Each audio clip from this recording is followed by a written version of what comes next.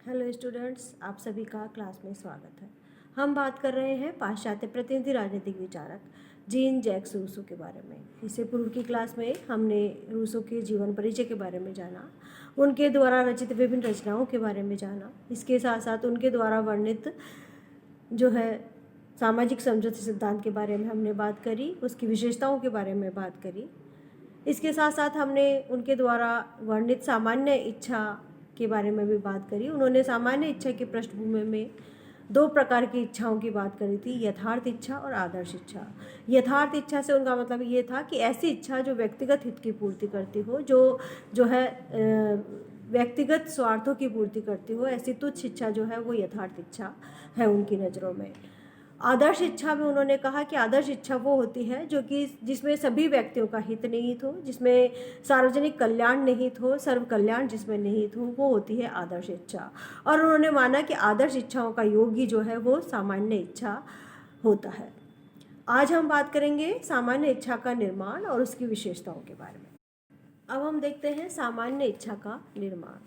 तो इस संदर्भ में रूसो ने माना कि सामान्य इच्छा का निर्माण जो है उसकी पृष्ठभूमि में ये होता है कि जब समाज के समक्ष या समुदाय के समक्ष कोई प्रश्न उपस्थित होता है या कोई समस्या उत्पन्न होती है, तो सभी व्यक्ति जो है अपने दृष्टिकोण के हिसाब से अपने अपने विचार रखते हैं, अपने अपनी विचारधाराएं वो उस समस्या के लिए रखते हैं या उस प्रश्न पर वो अपने अपने विचार रखते हैं। तो व्यक्ति जब किसी समस्या पर अपनी विचारधारा रखता है या किसी प्रश्न पर अपने विचार रखता है, तो उसमें उसकी व्यक्तिगत इच्छाएं भी निहित होती है।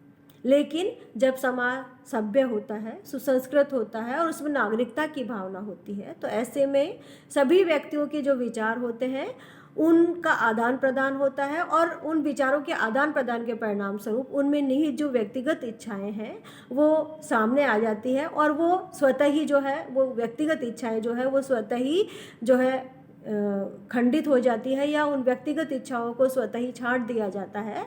और फिर सभी विचारों का जो है आदान प्रदान के माध्यम से, या ये कहा जा सकता है कि उन विचारों पर जो है जब मतभेद होते हैं या उनमें वाद विवाद उत्पन्न होता है, तो उसके परिणाम स्वरूप व्यक्तिगत इच्छाएं या तुच्छ इच्छाओं को निकाल दिया जाता है और फिर जो है उनमें ऐसी विचारधाराओं को जो है रख लिया जाता है जिससे कि सभी व्यक्तियों का हित हो रहा हो, जिसमें कि सार्वजनिक कल्याण निहित हो। ऐसे विचारों को स्वीकार किया जाता है। तो इस प्रकार से जो है वो जो विचार होते हैं वो सामान्य इच्छा के रूप में सामने आते हैं। अर्थात रूसो का ये मानना था कि सामान्य इच्छाएं जो है वो सभी की विचारधाराओं के परिणाम स्वरूप सामने आती है।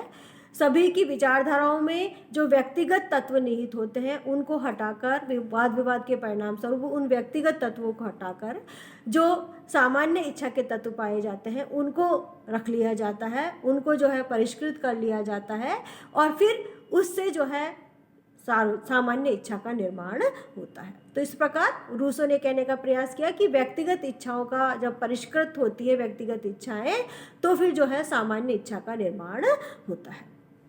अब हम देखेंगे कि सामान्य इच्छा की विशेषताएं क्या है। सबसे पहली विशेषता है अखंडता। अर्थात रूसो ने माना कि सामान्य इच्छा जो है उसमें एकता पाया जाता है, उसमें अखंडता पाई जाती है। अर्थात सामान्य इच्छा को खंडित नहीं किया जा सकता, क्योंकि सभी व्यक्तियों की इच्छा होती है, ये इसमें सभी व्यक्तियों का हित निहित होता है, सभी व्यक्तियों की इच्छा होती है, इसलिए सामान्य इच्छा को जो है वो खंडित नहीं किया जा सकता।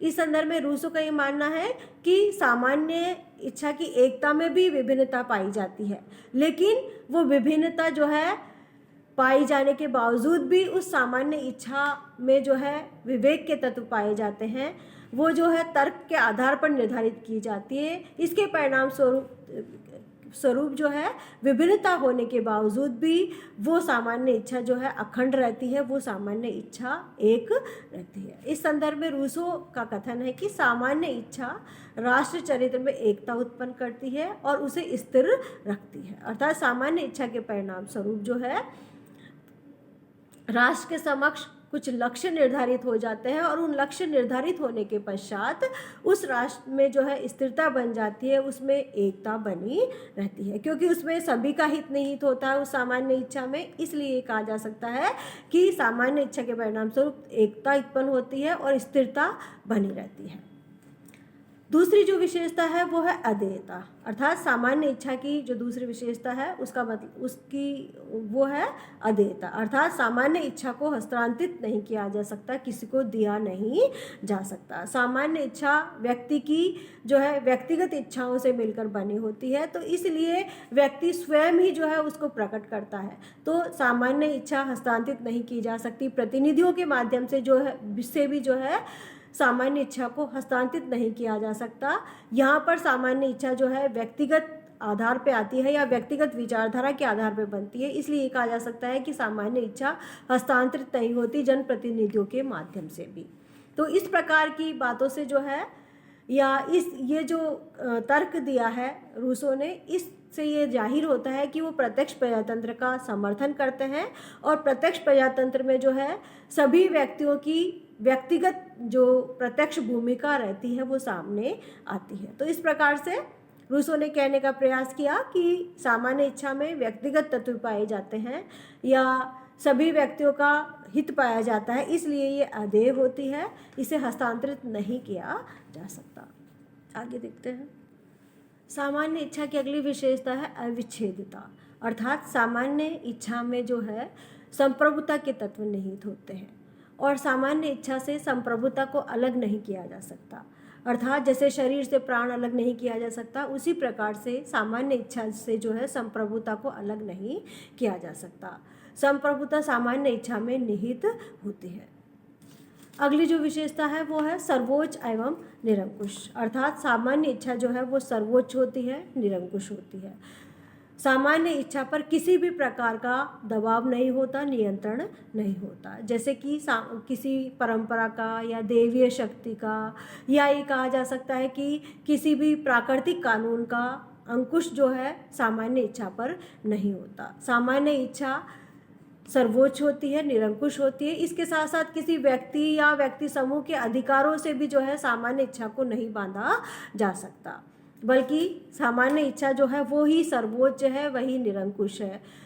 शासन का कार्य जो है सामान्य इच्छा के अनुसार होना चाहिए। सामान्य इच्छा को जो है कार्य रूप देने के लिए जो है शासन कार्य होना चाहिए। तो इस अर्थ में कहा जा सकता है कि सामान्य इच्छा में अविच्छेदिता पाई जाती है, उसमें संप्रभुता पाई जाती है जो कि अदेय होती है, जो कि संप्रभुता इसके साथ साथ सर्वोच्च होती है, निरंकुश होती है। तो इस प्रकार से सामान्य इच्छा सभी व्यक्तियों की इच्छा होती है, उसमें सभी व्यक्तियों का हित निहित होता है, इसलिए उस पर किसी प्रकार का अंकुश नहीं होता, वो जो है सर्वोच्च होती है। अगली जो विशेषता है वो है स्थायी, अर्थात सामान्य इच्छा जो है वो स्थायी होती है, उसमें सभी का कल्याण निहित होता है, इसलिए वो इच्छा जो है वो स्थायी रहती है। क्योंकि एक राज्य में सभी व्यक्तियों का, समस्त समाज का कल्याण जो है वो स्थायी लक्ष्य होना चाहिए, इसलिए कहा जा सकता है कि सामान्य इच्छा स्थायी होती है, वो जो है अस्थिर नहीं होती है। इस संदर्भ में लार्ड का कहना है कि वह न तो सार्वजनिक आवेशों की आंधियों में मिलती है और न ही राजनीतिज्ञों की बहकाने वाली बातों में, अर्थात सार्वजनिक इच्छा जो है ना तो आवेश का परिणाम होता है, ना भावनाओं का परिणाम होता है, और ना ही वो राजनीतिज्ञों के भाषणों या उनके जो वादे होते हैं या उनके जो बहकाने वाले तत्व होते हैं, बहकाने वाली बातें होती हैं, उनमें मिलती है, बल्कि सामान्य इच्छा जो है वो व्यक्तियों की इच्छा होती है, सभी व्यक्तियों की आदर्श इच्छा होती है, इसलिए कहा जा सकता है कि स्थायी रहती है। अगर ये आवेश या भावात्मक रूप से बनी हुई होती तो भावनाओं या आवेशों के बदलाव के साथ साथ सामान्य इच्छा बदलती, उसका स्थायित्व समाप्त हो जाता। यदि ये राजनीतिज्ञों के बहकाने वाली बातें या राजनीतिज्ञों के वादों की तरह होती तो राजनीतिज्ञों के साथ साथ जो है ये बदल जाती या इनमें जो है इनका स्थायित्व समाप्त हो गया होता। लेकिन ये जो सामान्य इच्छा है ये आदर्श का परिणाम होती है, व्यक्तियों की आदर्श इच्छा होती है, उनमें व्यक्तियों का सार्वजनिक हित निहित रहता है, तो इसलिए इसमें स्थायित्व के तत्व पाए जाते हैं। फिर है लोक कल्याणकारी, अर्थात जो सामान्य इच्छा होती है उसका अगली विशेषता है कि वो लोक कल्याणकारी होती है, अर्थात सामान्य इच्छा जो है सभी व्यक्तियों की इच्छा का श्रेष्ठ तत्व उसमें पाए जाते हैं। सभी व्यक्तियों की इच्छा, आदर्श इच्छा का योग उसमें पाया जाता है। तो इस संदर्भ में कहा जा सकता है कि सामान्य इच्छा जो है उसमें सार्वजनिक हित समाहित रहता है, सभी व्यक्तियों का हित उसमें निहित रहता है, सभी व्यक्तियों का कल्याण करने वाली वो इच्छा होती है, इसलिए सामान्य इच्छा जो है वो लोक कल्याणकारी इच्छा होती है। इस संदर्भ में ये भी कहा जा सकता है कि रूसो ने ये भी कहा कि सार्वजनिक सामान्य इच्छा को जो है व्यक्ति स्वयं जो है व्यक्त करता है, और वो स्वयं व्यक्त करता है तो इसलिए जो है वो उसकी स्वयं की इच्छा होती है। वो सामान्य इच्छा जो है वो प्रतिनिधियों के माध्यम से व्यक्त नहीं की जाती, क्योंकि यदि सामान्य इच्छा प्रतिनिधियों के माध्यम से व्यक्त की जाती है तो उसमें उसका जो ओरिजिनलिटी है वो समाप्त हो जाती है, या उसमें उसका जो अनिवार्य स्वरूप होता है या उसका जो वास्तविक स्वरूप होता है वो नष्ट हो जाता है। तो इसलिए सामान्य इच्छा जो है वो व्यक्ति स्वतः ही प्रस्तुत करता है, वह स्वयं ही प्रस्तुत करता है। तो रूसो की इस विचारधारा के माध्यम से ये कहा जा सकता है कि वो प्रत्यक्ष प्रजातंत्र का समर्थन करने वाले हैं, क्योंकि उन्होंने ये माना कि सामान्य इच्छा व्यक्तिगत इच्छा है, व्यक्ति स्वयं उसको प्रस्तुत करता है या स्वयं उसको व्यक्त करता है। यदि प्रतिनिधियों के माध्यम से वो सामान्य इच्छा व्यक्त की जाती है तो उसकी का जो जनतांत्रिकरण है वो समाप्त हो जाता है, या उसका जो प्रजातांत्रिकरण है या प्रजातंत्र तत्व है जो है वो समाप्त हो जाता है। तो इस संदर्भ में कहा जा सकता है कि सामान्य इच्छा जो है वो लोक कल्याणकारी होती है। रूसो ने इस संदर्भ में कहा है कि सामान्य इच्छा सदैव ही ठीक ही होती है, परंतु वह निर्णय जो इसका पथ प्रदर्शक होता है सदैव समझदारी पूर्ण नहीं होता है। अर्थात रूसो ने कहने का प्रयास किया कि सामान्य इच्छा सदैव ही अच्छी रहती है, परंतु इसका पथ प्रदर्शक करने वाला निर्णय जो है सदैव समझदारी पूर्ण नहीं भी हो सकता है। फिर है विवेक पर आधारित औचित्यपूर्ण इच्छा। अर्थात रूसो ने माना कि ये जो इच्छा होती है वो विवेक पर आधारित होती है, तर्क पर आधारित होती है, तो इसलिए इच्छा जो है औचित्यपूर्ण होती है, इसमें सार्वजनिक हित निहित होता है, इसमें सार्वजनिक कल्याण निहित होता है।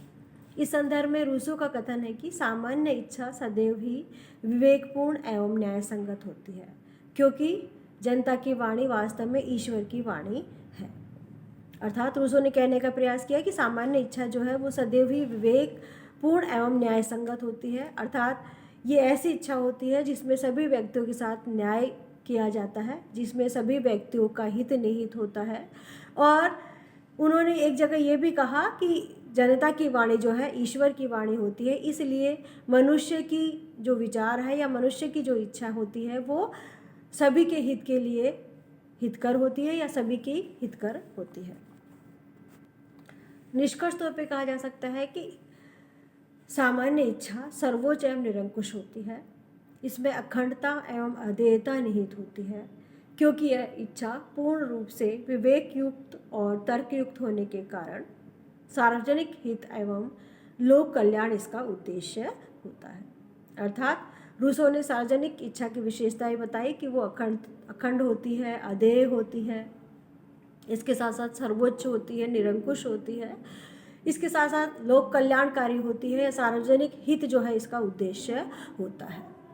तो ये बात सामने आती है कि सामान्य इच्छा जो है वो संप्रभुता धारण किए होती है, सर्वोच्च होती है, क्योंकि इसका आधार जो है वो व्यक्ति की आदर्श इच्छाएं होती है, और इस इच्छा के परिणाम स्वरूप जो है सभी व्यक्तियों का कल्याण निहित होता है या कल्याण तय होता है, सभी सार्वजनिक हित इसमें निहित होता है, क्योंकि ये तर्कयुक्त इच्छा होती है, विचारों के आदान प्रदान के परिणाम स्वरूप इस इच्छा का निर्माण होता है, और सभ्य समाज के व्यक्ति जो है अपने तर्कयुक्त या विवेक युक्त विचारधारा रखते हैं, उसके परिणाम स्वरूप इसका निर्माण होता है। तो ये हो गया आज का अपना टॉपिक। अब मैं आपको एक बार सारी स्लाइड्स दिखा देती हूँ।